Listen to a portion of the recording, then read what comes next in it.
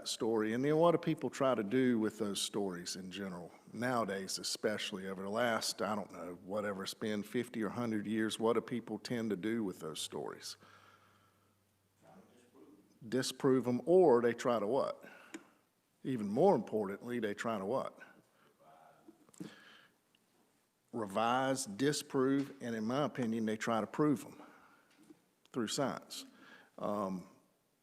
You hear, I mean, everything, dinosaurs. You've got guys who just, well, they're people who then will take different views on creation. Well, I struggled with that for years. Well, what, you know, all right, your Earth's 25 billion years old, or this guy says it's carbon dating says it's 20 million years old. This dinosaur bone they just found the other day, they say is 8 million years old, and I'm like, well, something's not right here. So you have different, some different thoughts on the whole creation, and I struggled with it for a while until I finally said, no, that's not right. The Earth, in my opinion, and my opinion's right, the Earth is whatever, 5,000, 6,000 years old. And if you don't, when you go, and we're not going to be in Genesis, but we're moving out of Genesis, so that's why we'll talk about it. If you don't, the Bible's pretty clear on a lot of things. There are a lot of topics today that we argue about that some of them can be considered a little more gray or it's harder to interpret. There are a lot of things that are just crystal clear that people are taking and twisting in the other way from the New Testament. Creation in 6 days is, I don't see how you can twist it around. If you read it, it's by day, and he even defines days. And so when you do, if you're going to take the view that God created the earth in 6 days, literal days, and a new earth view, you know, the earth can't be more than 5,000 or 6,000 years old. So you have to go by faith, and which means there's a lot, and that's why I say there's a lot of things that people are continually just wanting to, A, disprove, but two, they're wanting to prove it. Well, you know, it could have been this. When Moses parted the Red Sea, we're gonna get to that in, I don't know, 2 or 3, not today, but in 2 or 3 lessons. What happened when he parted the Red Sea? Everybody remembers this story. Right. They went on dry land. If I could part the Albemarle Sound, or if any of you could, and you did it and waved your hand and it parted, what would happen? It'd be a big mudslide. You know, just because the water went away, it's been there for however many years, and it's going to be a big mud pit. So when God parted the Red Sea, they walked on dry land. So how do you explain that? And there are guys that are trying to explain it. There are guys, you know, people, religious people that try to put explanations for it. You know, well, it could have been a hurricane-type wind that blew up. It could have been this strong. If it was this strong of an east wind that came up that day, it could have literally, and you see that sometimes with a hurricane. We see it out here. Hurricane comes through and the right type of wind can blow all the water out of the sound. And, you know, and they try to prove it by those type of theories, but in reality, all it was what? God, that's it. He just gave Moses the power to, I think, raise his staff, whatever he did. I can't remember when you get to it at that point. He did it, and the sea just parted. So the sea, it was God. So you got to have faith and believe. You got to believe what you read. And so, in my opinion, again, the importance of all this is if you start questioning these things, well, man, did God really create the earth in 6 days? How could he do that? Or some of the things we're getting ready to talk about, plagues and all of that, and you hear guys try to explain this plague. Well, this could have been this. This could have been this. If you know, that's not faith. So what we're going to read is true, and it's not stories, it's history. And if you discount that, you might as well, you're going to have I can't say how you won't have a hard time through the rest of the Bible. But anyway, here we are. We're coming out of Genesis. So Adam and Eve, Abraham had who? Isaac. Isaac had who? Jacob. Jacob had who? 12. But who was the one that? Joseph. So Joseph, we know the story there. He ended up ruling under Pharaoh's, in Pharaoh's house, became very high up, I think second in command, and we all know the story. His brothers had sold him into slavery. His brothers now returned. There's a famine in the land. His brothers are worried that he's going to deal with them like maybe I would have or you would have, but he didn't. And so when we came out of Genesis, everything's great. When we come out of Genesis, everything is really working well. So things seem to be great. Another note on the first 5 books of the Bible, which are the Torah, in every religion, there are lots of different religions in the world, and each one, what is one of the big differences in Christianity and us believing in God versus other religions? Because all the other religions, they also describe the beginning of the earth. Most of them do. They have a creation story. But what's one of the big differences? Jesus Christ, and that being with our belief is one God. We don't have multiple gods. And most other religions too, they take a view that their gods are part of nature, and we don't believe that. Our God created nature, and we learned that. So when we come out of we're coming out of Genesis, how had Pharaoh dealt with Joseph? And we kind of just said that. Very, very favorably. The Pharaoh at that time's, now how many years is it? Now we're coming into Exodus. So how many years have gone past from the end of Genesis until the beginning of Exodus? 400 years, so obviously it's a different Pharaoh. And when we really get into studying this, you're going to see that it seemed like it was a different Pharaoh pretty often maybe every 10 years or so, because there were 3 different Pharaohs even while we're talking about Moses, which means they don't last long. And we'll talk about some of that. So if everybody will flip to Exodus, and we're going to start right on chapter 1, verse 1. And so if somebody will read, actually, hang on. I'm sorry, we're going to back up. We're still going to hit a couple of points in Genesis. We're coming out, and in Genesis 12, God has talked about his plan for humanity, and his plan, and most specifically, he's talking to Abraham, and he gives Abraham what? Anybody remember? The promise, which is the Abrahamic covenant. And what was that?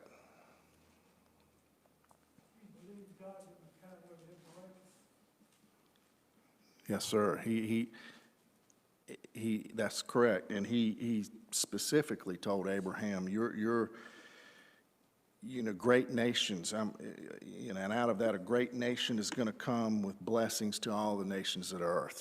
So God blessed Abraham, and he promised him that, a great nation and his descendants would live where? In a specific land, in the promised land.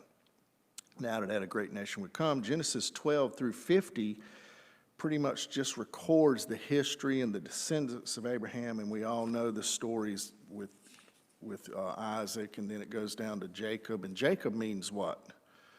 Jacob became named who? Israel. And what does Israel mean?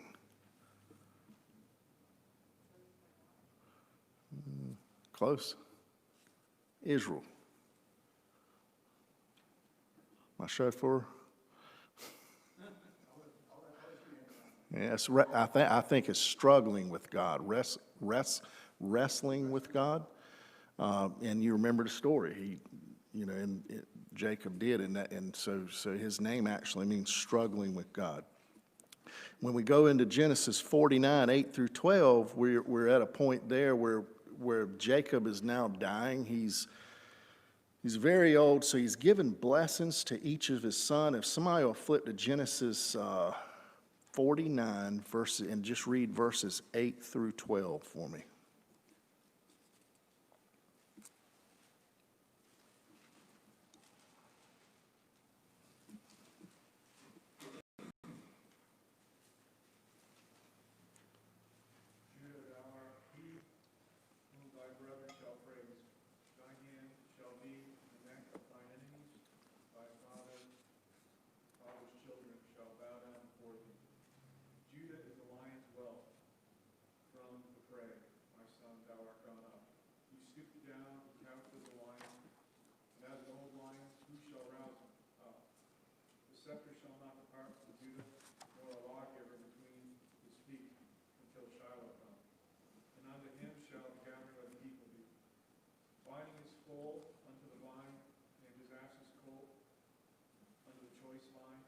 washed his garments in wine, and his clothes in the blood of grapes. His eyes shall be red with wine, and his teeth white with milk. And then somebody flip to Genesis 15, verse 13. We're going to read it in a minute, not right now, but that's his blessing. That's Jacob's blessing on Judah, and that's important because he's basically from Judah. He's saying is going to come who?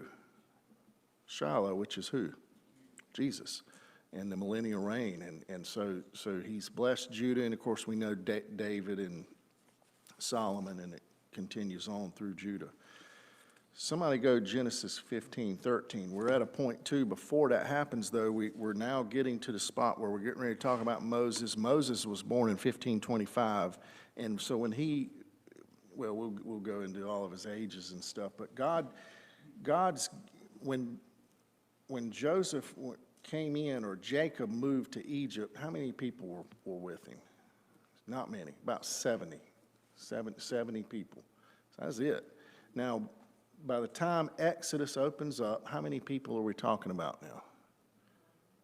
2 million.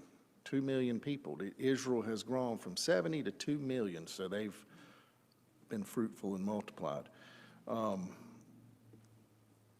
We go into Exodus 1 and verses 1 through 7. These are the names of the children of Israel which came into Egypt, and it gives all of the names in verses 2, 3, and 4. 5 says, and all the souls that came out of the loins of Jacob were 70 souls, for Joseph was in Egypt already.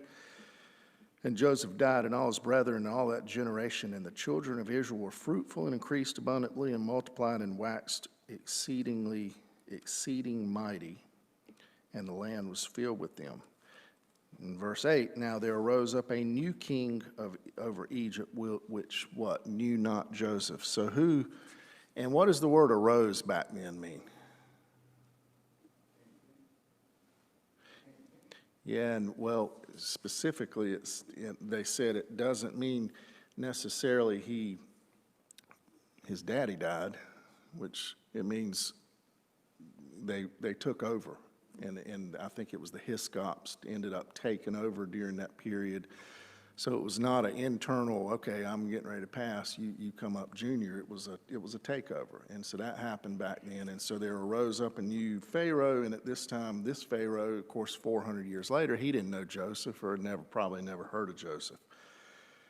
So here we're getting ready to get into, does everybody have a handout? Okay. We're getting ready to get into God's plan versus Pharaoh's plan. Pharaoh, there's a new Pharaoh. Here we are, Egypt. Egypt is a powerful country at this time. They're huge. They're really strong. This is not a weak time in Egypt's history. They're very, very strong. We just said there are about 2 million Israelites that are in Egypt now. So what are the Israelites, what are they doing? They're slaves. Has everybody heard the old term, you work me like a Hebrew slave? That's where, this is it. This is where it comes from. They're slaves, and they're being worked very, very hard. If we go somebody read verses 8 through 12 in Exodus chapter 1.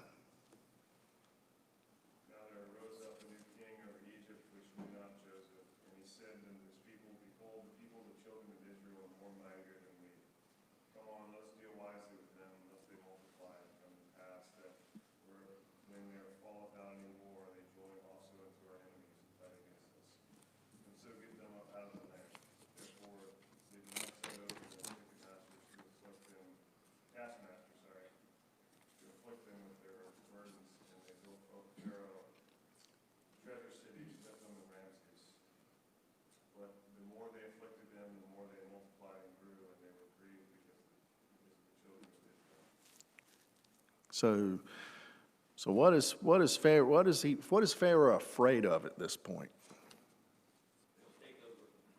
Yeah, there's 2 million of them, and if they start getting other countries sympathetic with them, or they get to a point, they're gonna they possibly could take over, which he doesn't want that to happen, and he doesn't want to lose them. Why? They're slaves, there's workforce. So he at this point says, okay, we need to keep them under control, and one way to do that is just work them like dogs, and just where they don't have time to really do anything else and enjoy family life, and we're just going to work them to the bone. But what happens? They keep God, that's Pharaoh's plan, but it doesn't work. God's plan is not that, and so they keep multiplying. We go into part 2. The Pharaoh in charge, and as we said, has lots of Hebrew slaves. Astutely, it says he built 2 cities that housed supplies, and most likely these were armaments, and so he's using them to build up Egypt. What is one reason he probably does not have a high opinion of the Hebrews' God? At that point, why would Pharaoh not? The Hebrews worship God. Yeah, and what kind of God could they be worshiping that God isn't doing much, because he's working them like dogs, and God's, I could imagine that there's not much credence to their God, because he's doing what he wants at this point. When we go to, so now he's going to go to plan B, which we get to verse 13. So they're still increasing by number, and when he went out the second, I'm sorry, we're not on verse 13. Yeah, we're not there yet. The second part of God's plan, or excuse me, Pharaoh's plan, if you hit that, Jimmy, I think it should go to part B. He's afflicted them to limit their number. Now we go to the next one.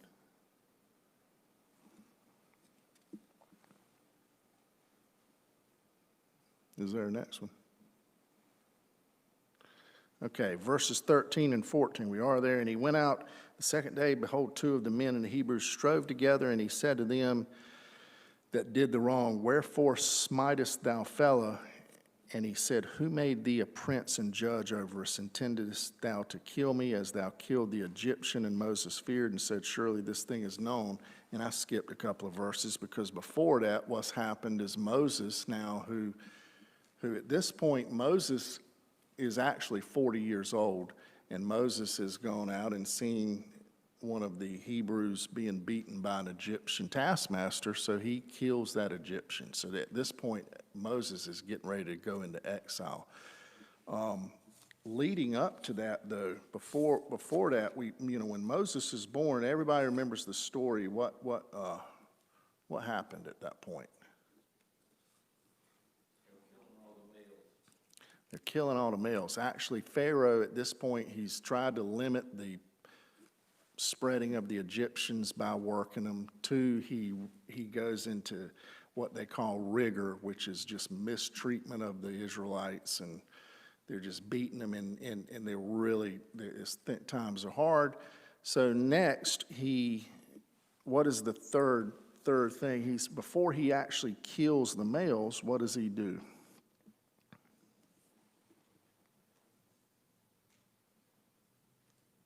Anybody remember? Before he says kill males, we go to,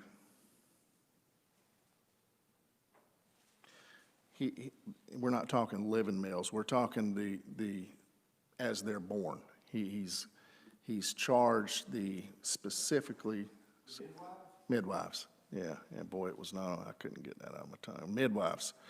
He's told the midwives that you need to kill the male babies as they're born. Why would he say males specifically?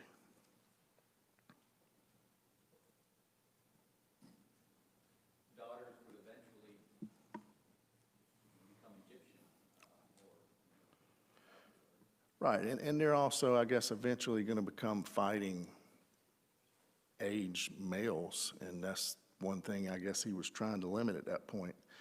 So he told the Hebrew midwives, and specifically there were Shiphrah and Puah, and he told them, so you guys, if it's a male when he's born, I want you to kill him. And what did they do? They did not.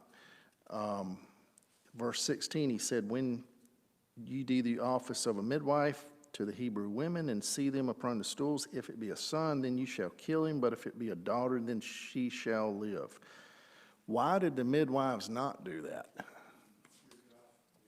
Exactly. It's not because they were sympathetic to, man, I just can't kill this little boy. They didn't care. I think they didn't really care about that, because he told them to do it, and obviously it must not have been too much of a cultural shock. You know, he said, do this, but they didn't, and it specifically said in verse 17, but the midwives feared God and did not as the king of Egypt commanded them, but saved the men children alive. So then the king Pharaoh called the midwives in verse 18 and said, why have you done this thing and have saved the men children alive? And what was their response? Women had them, basically, they said, well, the women are having them before we can even get there. So then what was Pharaoh's next plan, which we're going into, I think, C. You can skip on ahead a couple of slides, Jimmy. Part C, we get to verse 15 to 21. He now says he's gone to the far extreme, and what does he tell them to do? Kill them all, just kill them. So at this point, when Moses is born, Pharaoh has said, if you have a male, and it's not just, he's not told the army to go out and do it. He's told all of Egypt. He's commanded them, anyone, if you see a Hebrew boy running around, you kill him. You throw him in the Nile and drown him. So at this point, and so obviously that was happening. It's not something that he said do, and well, it just never came to pass. This is a terrible time for Israel, because all of the boys are being, if you got a small child, a small boy, and anybody sees it, they're going to take it and throw it into the Nile, and it's going to drown. So we're going into chapter 2, and then that's when Moses was born. We all know the story. Moses was put into a basket, and he was floated into the Nile, or put into the reeds. And does anybody remember how that goes? What happens then? Who was looking after Moses and saved him at that point? Well, you can say saved. Who? His sister. His sister stood and watched to see what would happen. And Pharaoh's daughter came out, and she sees the basket. She says, you know, she has pity on him.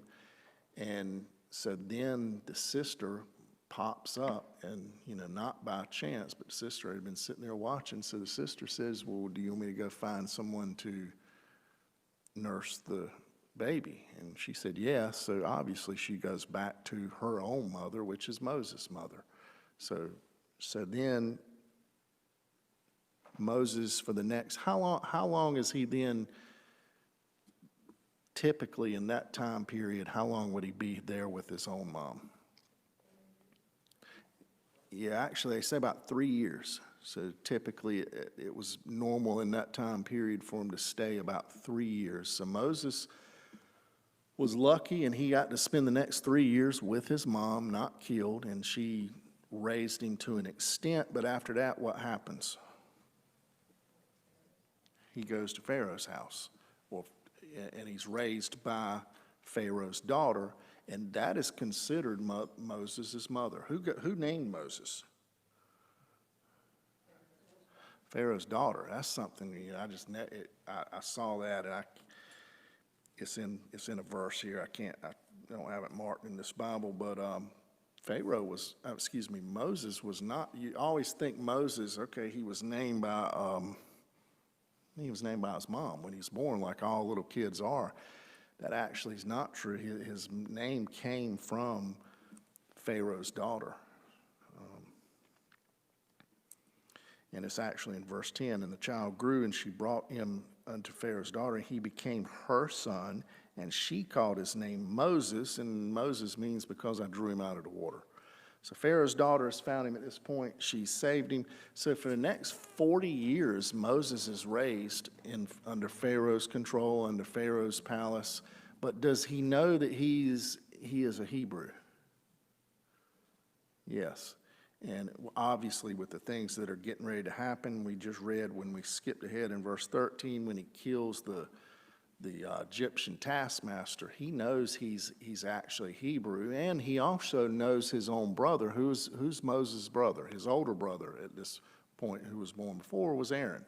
And Moses knows Aaron, so obviously they had contact, and he must have been able in that 40-year period to go. Bible's not specific, we don't know, but you would assume maybe he's able to go visit, do whatever he needed to do. We need to move on. So now Pharaoh's plan here, we're at a point where it's not work, because he's basically said we need to kill all of the baby boys.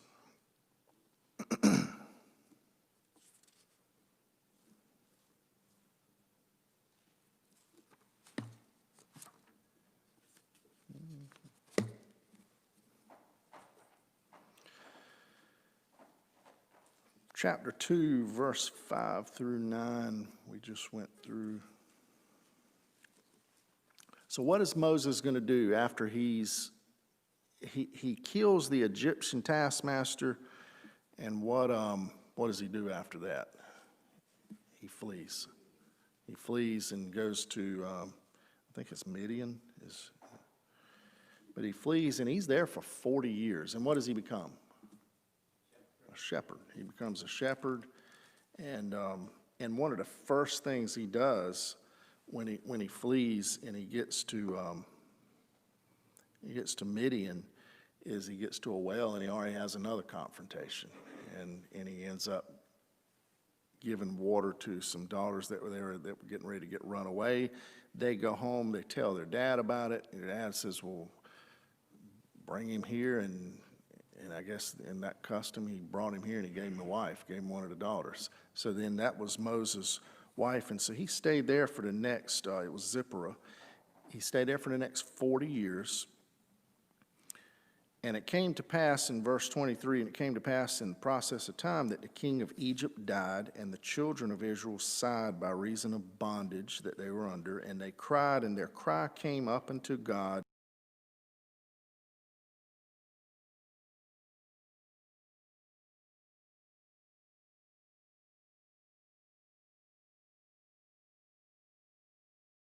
Looked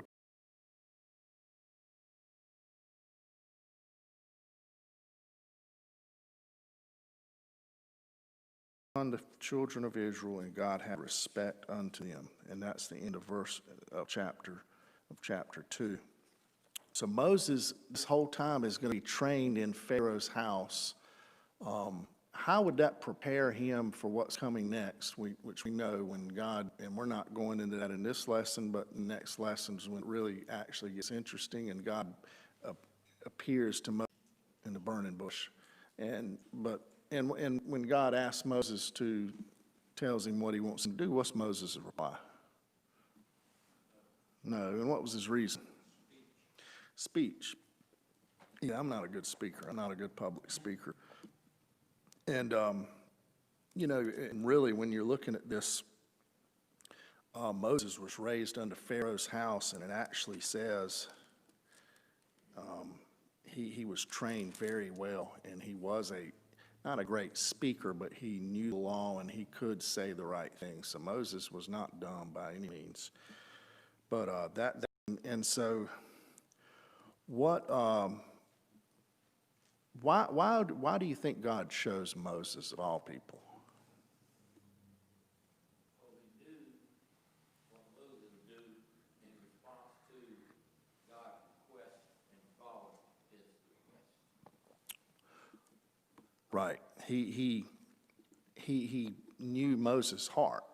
Kind of like when we talk about some of the other characters in the Bible that God, he already knows, and he chooses them at young ages or whatever, and David being an example, and God knows his heart. He knows his heart. He knows, Moses fights evil. He's intolerant of suffering and injustice, and which is obvious about a slave, and then at the well.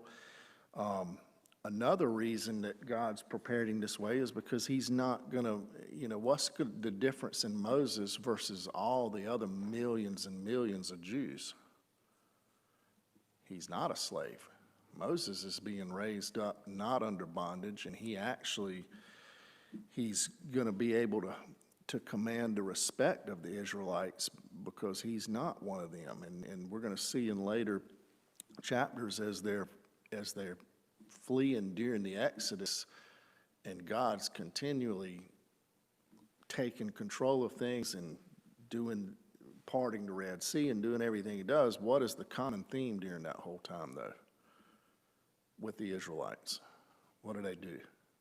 Continually whine and complain and cry, and it literally, it seems like 5 minutes. He'll do one thing, he'll deliver the plagues, and they'll be on the way out. And if things go wrong for a day, they're back to, why we would take us back? We'd have been better off back where we were. We're hungry. We hadn't eaten in 2 days. Take us back.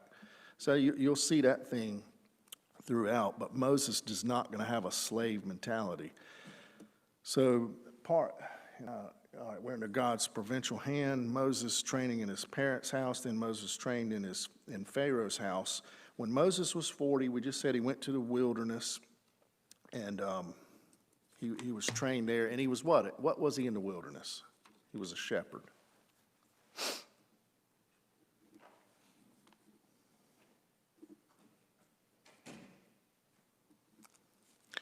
we go to...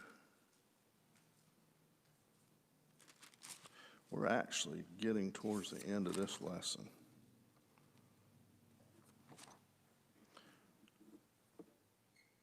When Moses goes finally to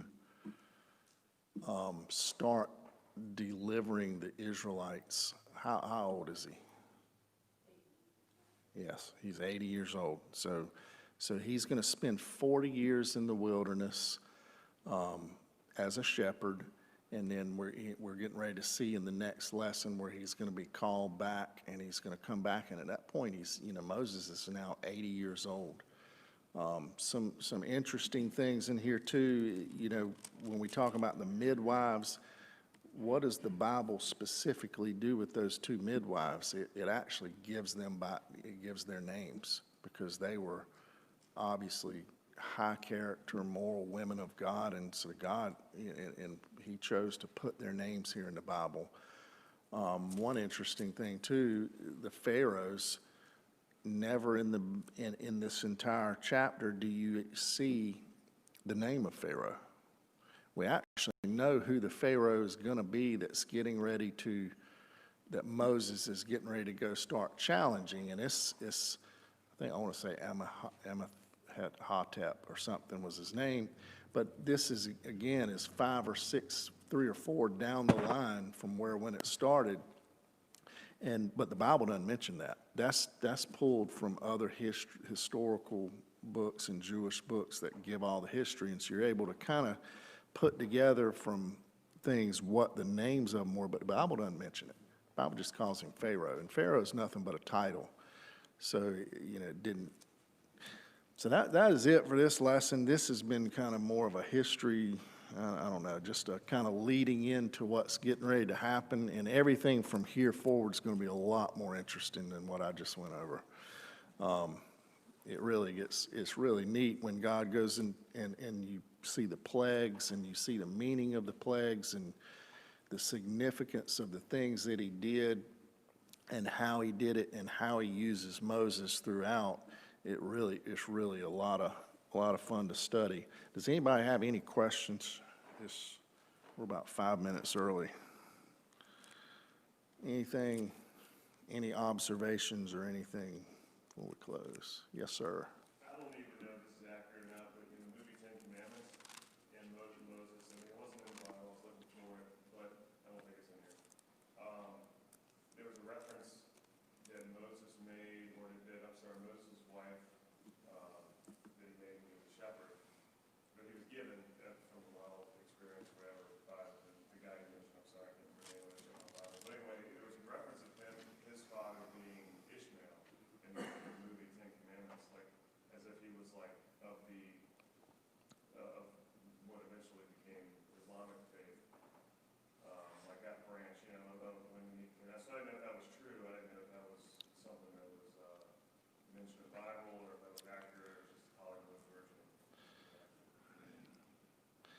I don't recollect it, but, I wasn't sure. I didn't yeah. know if you come across Could've- it ever. No, I mean, it mentions the name of, he's actually is a priest of Midian, and it says 7 daughters, and they came and, what they were doing at the well, and then he ends up giving one of them, which was Zipporah, and that becomes Moses' wife. But, yeah, unless you, I was just curious. Yeah, again, it was a Yeah. statement, I was like, that's weird. She said that she made reference, Zipporah made reference that her father's father, like, forefather, right? was Ishmael, as opposed to, Abraham, Isaac, Jacob kind of thing. So I didn't know if that was, just, And that's interesting. My chauffeur left. He would probably know. yeah, I was thinking you might be. I don't recollect it, but, yeah. And, and I'm sure they use creative, I don't know, and it very well could be. That's interesting. I'll have to look. Anybody else, any questions or observations? All right, we're gonna end. Lord, we thank you for this history and books of the Bible that you give us all throughout the Old Testament. We thank you for everything that they teach us and everything we learn from them. And Lord, we pray that you will bless this series as we go through and just study everything about the history of the Jewish people and how they exited from Egypt, and more importantly, what comes after that, which are the 10 Commandments. And we thank you for your time and bless the service coming up. In Jesus' name we pray, amen.